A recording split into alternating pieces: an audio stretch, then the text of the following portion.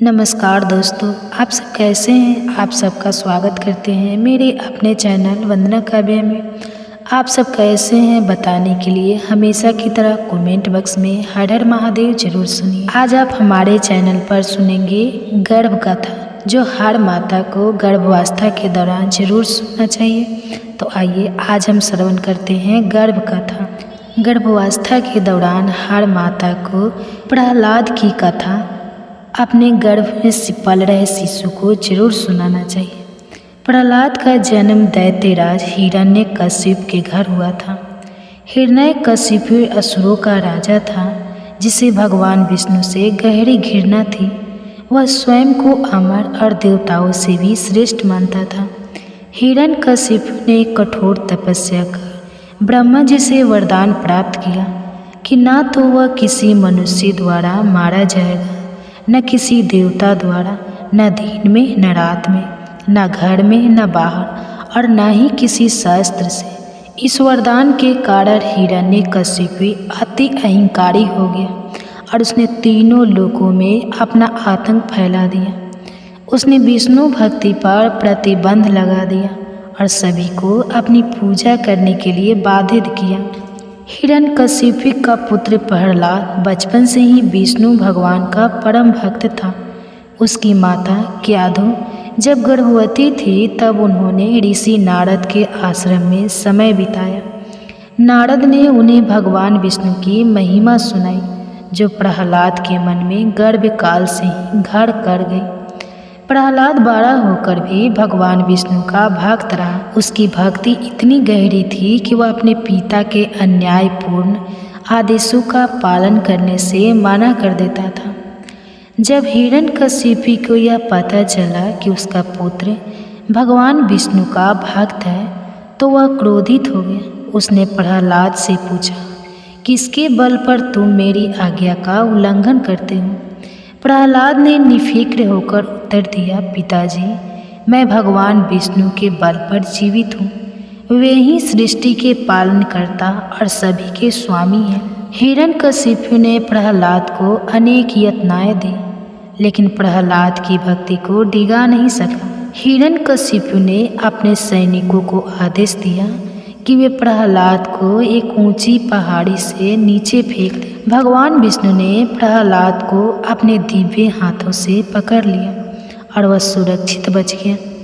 प्रहलाद को जहरीले सांपों के बीच डाला गया, लेकिन सांपों ने उसे कोई नुकसान नहीं पहुंचाया। भगवान विष्णु की कृपा से प्रहलाद अछूता रहा। हिरण्यकशिप ने अपनी बहन होलिका की सहायता ली, जिसे वरदान था कि वह अग्नि में नहीं जल सकती।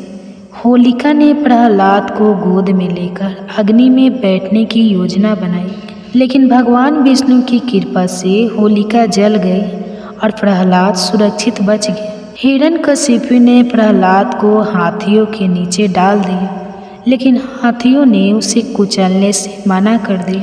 प्रहलाद को विष पिलाया गया, लेकिन विष भी अमृत बन गया। इन सभी असफलताओं के बाद हिरण्यकशिप ने प्रहलाद से क्रोधित होकर पूछा, क्या तुम्हारा विष्णु इस खंभे में भी है। प्रहलाद ने कहा, हाँ पिताजी, वे हर जगह है, यहाँ तक कि इस खंभे में भी।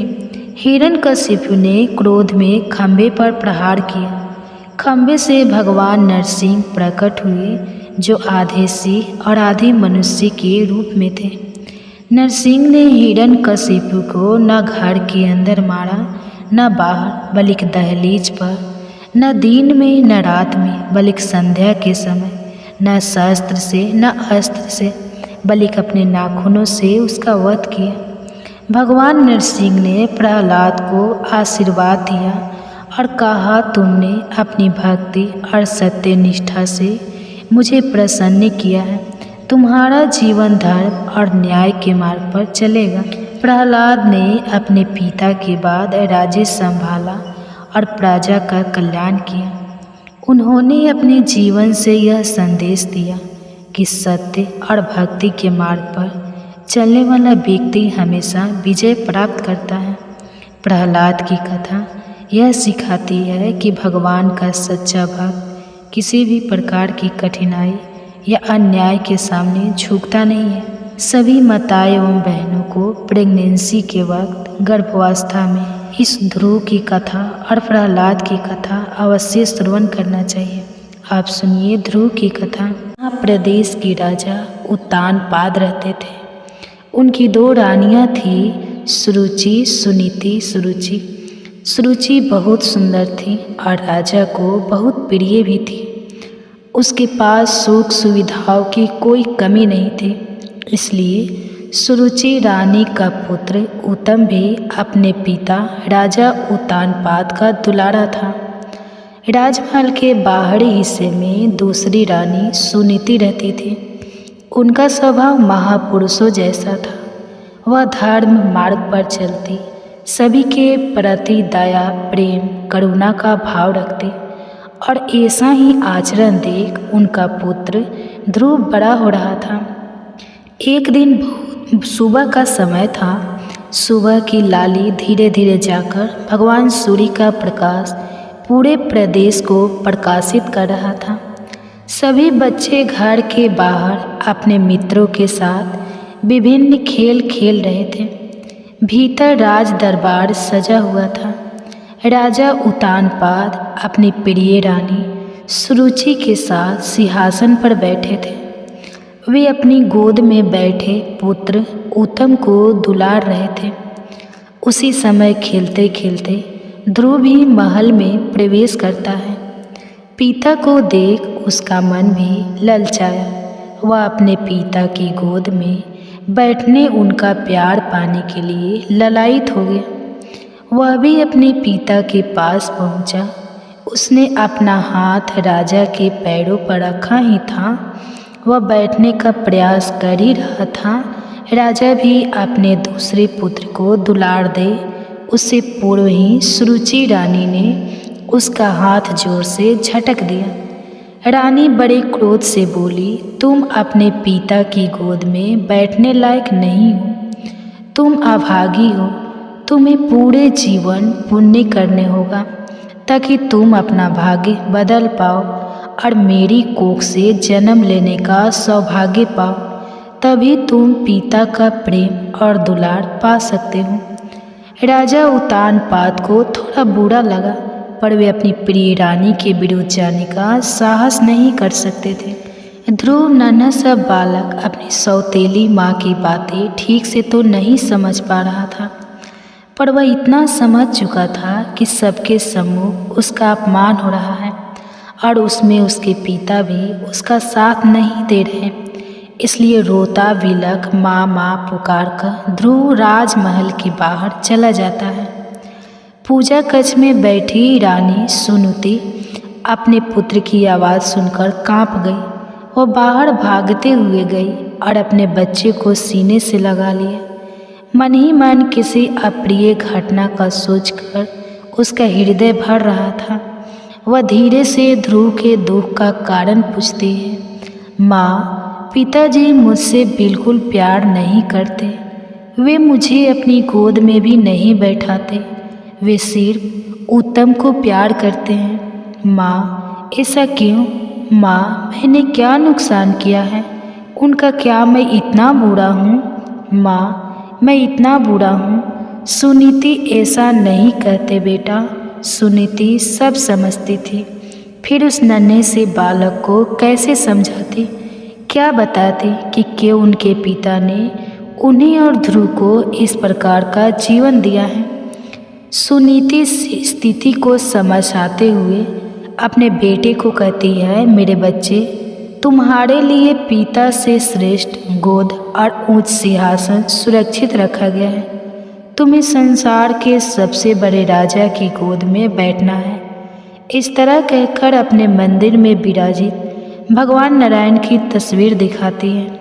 इनकी गोद भगवान की गोद ध्रुव की आंखों में चमकती, पर वह अभी सिर्फ 6 साल का नन्हा बालक था। माँ के उत्सुक स्वर में पूछता है, माँ, मैं उन तक कैसे पहुँचूँ? कैसे मैं उनकी गोद में बैठूँगा? माँ को भी आज जाने कहाँ से हिम्मत आ रही थी। वह ध्रुव की सभी बातों का स्पष्ट उत्तर दे रही थी। कहती है वह मार्ग श्रेष्ठ है, इसलिए उसे पाना भी थोड़ा मुश्किल है। पर ध्रुव को अब किसी बात का भय नहीं था। उसे तो बस उनकी गोद का इंतजार था। वह अपनी माँ से पूछता है, माँ अब आप जल्दी बताओ वह मैं कैसे पा सकता हूँ। माँ ने ध्रुव को गोद में उठाकर कहती है, बेटा उसके लिए कठिन तपस्या करनी होगी। एकांत में रहकर सिर्फ उनका नाम जपना होगा, बस फिर क्या था। ध्रुव तुरंत गोद से उतरा, अपनी माँ के चरण स्पर्श करके कहता है, माँ मैं आज से ही अपनी तपस्या शुरू करूँगा। मैं एकाग्रता से नाम जपक नारायण की गोद में बैठूँगा। माँ मैं उनकी गोद में बैठकर सबसे पहले तुझे पुकारूँगा। माँ तू देखना तेरा बेटा भी सौभाग्यशाली है, वह ब्रह्मांड के राजा की गोद में बैठेगा। माँ कुछ समझ पाती इससे पहले ध्रुव जंगल की ओर जाने लगा। माँ एकदम बिलख पड़ी, भागते हुए ध्रुव के रास्ते में आकर खड़ी हो गई। जिस नन्हे से बच्चे ने राजमहल के बाहर आज तक कदम भी नहीं रखा था, वह जंगल अकेला कैसे जिएगा। क्या यह भी कोई उम्र है उसके जंगल जाने की। रानी फूट फूट कर रोने लगी। ध्रुव नहीं रुका, अपनी माँ को समझाते हुए कहता है, माँ नारायण को पाना आसान नहीं है, तो करनी होगी, तेरा बेटा करेगा। माँ वह भी सौभाग्यशाली बनेगा। माँ रोए जा रही थी, वह आगे बढ़ता जा रहा था। धीरे धीरे सांझ होने लगी, रात अंधेरी छा रही थी। उसका मन भी डर रहा था, मन कर रहा था फिर से अपनी माँ के आंचल में चला जाए, उसकी गर्माहट में रोते रोते सो जाए। पर तुरंत उसे अपनी सौतेली माँ के कहे शब्द याद आ रहे थे, इसलिए वह दुगुनी रफ्तार से आगे की ओर बढ़ रहा था। वह कुछ समझ पाता उससे पूर्व ही कुछ स्वर सुनाई दिए, नारायण नारायण। देवर्षि नारद भगवान की इच्छा के अनुरूप ही नन्हे ध्रुव का मार्गदर्शन करने आए थे। वे बालक के दर्द को समझ रहे थे, साथ ही उसका भविष्य भी जानते थे, इसलिए उचित स्थान और भगवान का मंत्र सिखा दिया। फिर क्या था, रात के अंधेरे में झुनझुन की आवाज़ के साथ ध्रुव के मंत्र के स्वर भी जंगल में गूंजने लगे। धीरे धीरे ध्रुव अपनी तपस्या में लीन होने लगा। इधर राज दरबार में यह बात आग की तरह फैल गई। हर किसी ने दबी आवाज़ से राजा उत्तानपाद और सुरुचि की निंदा की। राजा उत्तानपाद की भी आंखें अब खुल गई थी। उन्हें अपने मासूम से बेटे का चेहरा ही नजर आ रहा था। उसका हुआ चेहरा देखकर वे भी अंदर से काँप रहे थे। उन्हें लग रहा था कि वास्तव में वे कैसा भयंकर पाप कर बैठे हैं। इधर सुनुति का रो रोकर बुरा हाल था। उसका आखिरी राजमहल में अपने पुत्र के अलावा और था ही कौन। वह उसे बार बार याद कर बस रोती जा रही थी। राजा भी अब अपनी गलती को मानकर ध्रुव को मनाने के लिए जंगल की ओर निकल रहे थे, पर तभी उन्हें पूर्ण जी मिल गए, जिन्होंने राजा को रोक दिया। आपका पुत्र कोई साधारण पुत्र नहीं है, वह तेजस्वी बालक सचमुच नारायण की गोद में विराजमान कर आपके और आपके राज्य की कीर्ति को संपूर्ण ब्रह्मांड में फैलाएगा। उसका जन्म इसी हेतु हुआ है, इसलिए हे राजन आप शक ना करें बल्कि निश्चिंत रहें। वह जल्दी आप सभी के पास लौट आएगा। इधर ध्रुव अपनी तपस्या में लीन था। जंगली जानवरों की आवाज़, उनके सताने का भय आसपास हमेशा बना रहता। कभी बंदरी के समीप उसके बच्चे को लिपटा देखता तो उसका मन भी भरता, पर वह किसी भी कीमत पर लौट जाना नहीं चाहता था। 6 साल के बच्चे का ऐसा दृढ़ निश्चय कि अनेक प्रलोभन अनेक भय दिखाने पर भी वह नारायण जब से अलग नहीं हुआ। 6 महीने से अकेला नन्हा बालक तपस्या कर रहा था और उसकी चाह भी थी, तो क्या बस एक बार नारायण की गोद में बैठना है। इसे देखकर भगवान भी अधिक समय तक उससे दूर नहीं रह पाए। वे ध्रुव के समीप पहुंचकर प्यार से उसके सर पर हाथ रखते हैं। ध्रुव अपनी आंखें खोलता है, उसे विश्वास नहीं होता कि उसके सम्मुख कौन खड़ा है। चतुर्भुज रूप में नारायण वह बार बार आंखें बंद करता, खोलता, खुद को चिमटी काटता। वह सोच ही नहीं पा रहा था कि यह क्या हो रहा है। उसके साथ भगवान उसकी मासूमियत को देखकर मुस्कुराते हैं, उसे तुरंत उठाकर अपनी गोद में बैठा लेते हैं, मानो अब तो धरती आकाश सब फूल बरसा रहे हो। जंगल की प्रत्येक कली फूल बनकर उस पर गिर जाना चाहती हूँ। प्रकृति खुशी से घूमना चाहती हूँ, सारे पक्षी खुशी से गाने लगे हो, हवाएं मधुर स्वर में बांधे यंत्र बजा रही हो। पूरे वातावरण में एक अद्भुत सा आनंद छा गया। ध्रुव की आंखें खुशी से टिमटिमाने लगी। वह धीरे से प्रभु से कहता है, प्रभु, अब कोई मुझे और मेरी माँ को अभागा नहीं कहेगा ना। भगवान ने अपने दोनों हाथ कसकर ध्रुव को समेट लिया। नहीं बेटा, तुम ब्रह्मांड में वह स्थान पाओगे जिसके आगे देवी देवता समस्त ऋषि भी परिक्रमा करेंगे। प्रलय काल में भी तुम सुरक्षित रहोगे। तुम्हारी कृति अनंत जन्मों तक फैली रहेगी। हर मनुष्य तुम जैसे संतान की प्राप्ति करना चाहेगा। तुम और तुम्हारी माँ श्रेष्ठ गति को पाओगे। ध्रुव अपने हाथ जोड़ प्रभु को नमन करता है। आज की कथा को यहीं समाप्त करती हूँ। सभी को प्रणाम। दोस्तों, गर्भ गीता बहुत ही अनोखा ग्रंथ है। इसमें संपूर्ण ज्ञान समाहित है। श्री कृष्ण भगवान जी का वचन है कि जो प्राणी इस गर्भ गीता का सद्भाव से विचार मनन करता है, पढ़ता है या सुनता है, वह फिर गर्भवास में नहीं आता है। उसे जीवन मरण के चक्र से छुटकारा मिल जाता है। सभी को गर्भ गीता का अनुशीलन अवश्य करना चाहिए। साथ ही यह मान्यता भी है कि जो गर्भवती महिला गर्भ गीता का श्रवण करती है, उसका गर्भस्थ शिशु अच्छे संस्कार ग्रहण करता है। जन्म लेने के बाद वह आदर्श जीवन व्यतीत करता है। गर्भ गीता में अर्जुन ने संसार और स्त्री पुरुष से जुड़े कई प्रश्न किए और गुरु दीक्षा क्यों अनिवार्य है, आइए जानते हैं। श्री कृष्ण अर्जुन स्वाद से अर्जुन वाच है, हे कृष्ण भगवान, यह प्राणी जो गर्भवास में आता है वह किस दोष के कारण आता है। हे प्रभु, जब यह जन्मता है तब इसके जरा आधे लोग रहते हैं, फिर मृत्यु होती है। हे स्वामी, वह कौन सा कर्म है जिसके करने से प्राणी जन्म मरण से रहित हो जाता है। श्री भगवान उवाच, हे अर्जुन, यह मनुष्य जो है सो अंधा और मूर्ख है, जो संसार के साथ प्रीति करता है। यह पदार्थ मैंने पाया है और वह मैं पाऊंगा, ऐसी चिंता इस प्राणी के मन से उतरती नहीं। 8 पहर माया को ही मांगता है। इन बातों को करके बार बार जन्मता और मरता है। वह गर्भ विषय दुख पाता रहता है।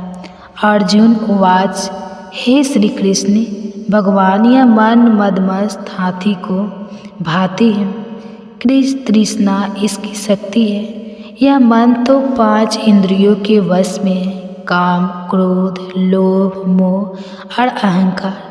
इन 5 में अहंकार बहुत बली है। सो कौन यह है जिसे मन वश में हो जाए। श्री भगवान कहते हैं, हे अर्जुन, यह मन निश्चय ही हाथी की भांति है। तृष्णा इसकी शक्ति है। मन 5 इंद्रियों के वश में है। अहंकार इनमें श्रेष्ठ है। हे अर्जुन, जैसे हाथी अकुंस कुंडा के वश में होता है, वैसे ही मन रूपी हाथी को वश में करने के लिए ज्ञान रूपी अंकुश है। अहंकार करने से यह जीव नरक में पड़ता है, अर्जुन कहते हैं, हे भगवान, जो एक तुम्हारे नाम के लिए वन खंडों में फिरते हैं, एक वैरागी हुए हैं, एक धर्म करते हैं, इनको कैसे जाने? जो वैष्णव है वो कौन है? श्री भगवान कहते हैं, हे अर्जुन, एक वे हैं जो मेरे ही नाम के लिए वनों में फिरते हैं, वे सन्यासी कहलाते हैं। एक वे हैं जो सिर पर जटा बांधते हैं और अंग पर भस्म लगाते हैं। उनमें मैं नहीं हूँ, क्योंकि इनमें अहंकार है, इनको मेरा दर्शन दुर्लभ है। अर्जुन कहते हैं, हे भगवान, वह कौन सा पाप है जिससे स्त्री की मृत्यु हो जाती है? वह कौन सा पाप है कि जिससे पुत्र मर जाता है? और नपुंसक कौन पाप से होता है? श्री भगवान कहते हैं, हे अर्जुन, जो किसी से कर्ज लेता है और देता नहीं, इस पाप से उसकी औरत मरती है। और जो किसी की अमानत रखी हुई वस्तु बचा लेता है, उसके पुत्र मर जाते हैं। जो किसी का कार्य किसी के गोचर आय पड़े और वह जवानी कहे कि मैं तेरा कार्य सबसे पहले कर दूंगा, पर समय आने पर उसका कार्य ना करे, इस पाप से नपुंसक होता है। यह बड़े पाप है। अर्जुन कहते हैं, हे भगवान, कौन पाप से मनुष्य सदैव रोगी रहता है? किस पाप से गधे का जन्म पाता है? स्त्री का जन्म तथा अटूट का जन्म क्यों कर पाता है? और पिल्ली का जन्म किस पाप से होता है? श्री भगवान कहते हैं, हे अर्जुन, जो भी मनुष्य कन्यादान करते हैं और इस दान में मूल्य देते हैं लेते हैं, वे दोषी हैं। वे मनुष्य सदा रोगी रहते हैं। जो विषय विकार के वास्ते मदिरा पान करते हैं, वे टट्टू का जन्म पाते हैं। और जो झूठी ग्वाही भरते हैं, वे औरत का जन्म पाते हैं। जो औरतें रसोई बनाकर पहले अपने भोजन कर लेती हैं और पीछे परमेश्वर को अर्घ दान करती हैं, तो वे बिल्ली का जन्म पाती हैं। और जो मनुष्य अपनी झूठी वस्तु दान करते हैं, वे औरत का जन्म पाते हैं।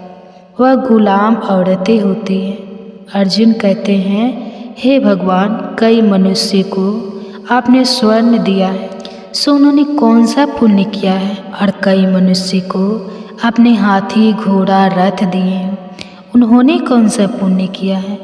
श्री भगवान ने कहते हैं, अर्जुन, जिन्होंने स्वर्ण दान किया है, उनको घोड़े वाहन मिलते हैं।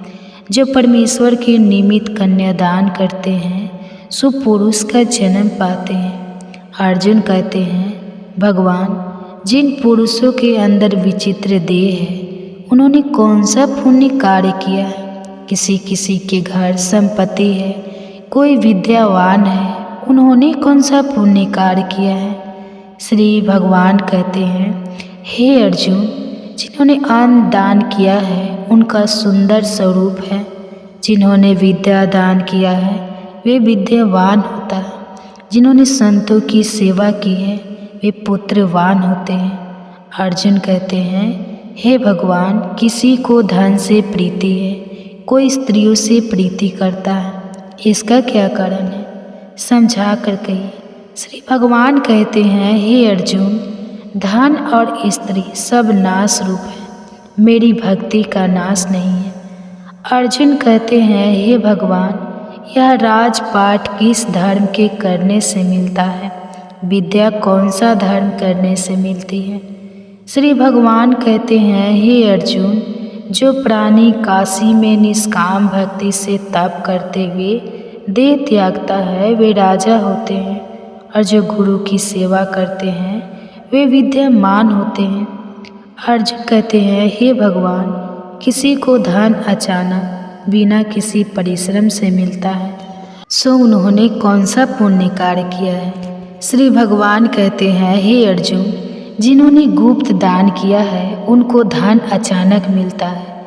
जिसने परमेश्वर का कार्य और पराया कार्य संभाला है, वे मनुष्य रोग से रहित होते हैं। अर्जुन कहते हैं, हे भगवान, कौन पाप से अमली होते हैं और कौन पाप से गूंगे होते हैं और कौन पाप से कुष्ठ होते हैं? श्री भगवान कहते हैं, हे अर्जुन, जो आदमी नीच कुल की स्त्री से गमन करते हैं वह अमली होते हैं। जो गुरु से विद्या पढ़कर मुकर जाते हैं सो गूंगे होते हैं। जिन्होंने गौ घात किया है वे कुष्ठ होते हैं।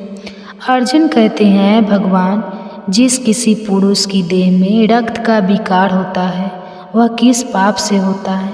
और दरिद्र होते हैं। किसी को खंड वायु होती है और कोई अंधे होते हैं तो कोई पंगु होते हैं, सो कौन से पाप से रहित होते हैं? और कई स्त्रियां बाल विधवा होती हैं तो ये किसी पाप से होती हैं? श्री भगवान कहते हैं, हे अर्जुन, जो सदा क्रोधवान रहते हैं उन्हें रक्त विकार होता है। झोस मिलीन रहते हैं वे सदा दरिद्री होते हैं। जो कुकर्मी ब्राह्मण को दान देते हैं उनको खंड वायु होती है। जो प्राय स्त्रियों को निर्वस्त्र देखते हैं, गुरु की पत्नी को कुदृष्टि से देखते हैं, सो अंधे होते हैं। जिसने गुरु और ब्राह्मण को लात मारी है वह लंगड़ा और पंगु होता है। जो औरत अपने पति को छोड़कर प्राय पुरुषों से संग करती है सो वह बाल विधवा होती है। अर्जुन कहते हैं, हे भगवान, तुम पर ब्रह्मा हो, तुमको नमस्कार है। पहले मैं आपको संबंधी जानता था परंतु अब मैं ईश्वर रूप जानता हूँ। हे पर ब्रह्मा, गुरु दीक्षा कैसी होती है सो कृपा कर मुझको कहो। श्री भगवान कहते हैं, हे अर्जुन, तुम धन्य हो, तुम्हारे माता पिता भी धन्य हैं जिनके तुम जैसा पुत्र है। अर्जुन, सारे संसार के गुरु जगन्नाथ है। विद्या का गुरु काशी, चारों वर्गों का गुरु सन्यासी है। सन्यासी उसको कहते हैं जिसने सबका त्याग करके मेरे विषय में मन लगाकर सुब्राह्मण जगत गुरु है। हे अर्जुन, यह बात ध्यान देकर सुनने की है। गुरु कैसा करे? जिसने सब इंद्रियों जीती हो, जिसको सब संसार ईश्वर में नजर आता हो और सब जगत से उदास हो। ऐसा गुरु करे जो परमेश्वर को जानने वाला हो और उस गुरु की पूजा सब तरह से करे। हे अर्जुन, जो गुरु का भक्त होता है और जो प्राणी गुरु के सम्मुख होकर भजन करते हैं उनका भजन करना सफल है। जो गुरु से विमुख है उनको सप्तग्रास मारे का पाप है। गुरु से विमुख प्राणी दर्शन करने योग्य नहीं होते।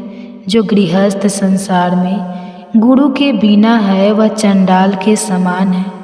जिस तरह मदिरा के भंडार में जो गंगा जल है वह अपवित्र है, इसी तरह गुरु से विमुख व्यक्ति का भजन सदा अपवित्र होता है। इसके हाथ का भोजन देवता भी नहीं लेते। उसके सब कर्म निष्फल है। कुकर, सुगर, गदर, खाक, ये सब की सब योनियाँ बड़ी खोटी योनियाँ हैं। इन सब से वह मनुष्य छोटा है जो गुरु नहीं करता। गुरु बिना गति नहीं होती और अवश्य ही नरक को जाएगा। गुरु दीक्षा बिना प्राणी के सब कर्म निष्फल होते हैं। हे अर्जुन, जैसे चारों वर्णों को मेरी भक्ति करना योग्य है वैसे गुरु धार के गुरु की भक्ति करना योग्य है।